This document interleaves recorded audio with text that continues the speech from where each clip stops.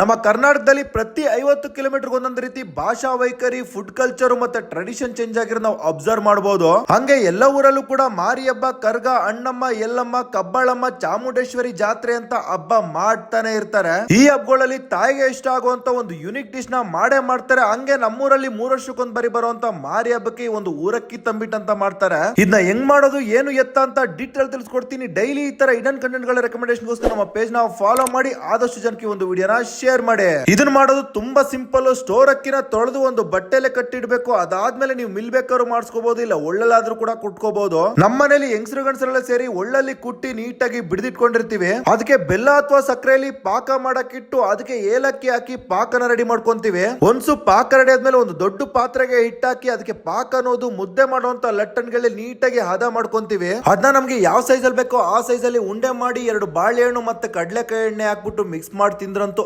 Ultimate ಆಗಿರುತ್ತೆ. ಇದನ್ನ ಆಚೆ ಇಟ್ರೆ 3 ರಿಂದ 4 ದಿನ ತಿನ್ಬಹುದು. ಫ್ರಿಜ್ ಅಲ್ಲಿ ಇಟ್ಕೊಂಡ್ ತಿಂದ್ರೆ 1 ವಾರ ಆರಾಮಾಗಿ ಇಟ್ಕೊಂಡ್ ತಿನ್ಬಹುದು. ಸೊ ರೆಸಿಪಿ ಇಷ್ಟ ಆಗಿದ್ರೆ ಲೈಕ್ ಮಾಡಿ. ನಿಮ್ಮೂರ ಜಾತ್ರೆಯಲ್ಲಿ ಏನ್ ಫೇಮಸ್ ಅಂತ ಮರಿದೆ ಕಮೆಂಟ್ ತಿಳಿಸಿ.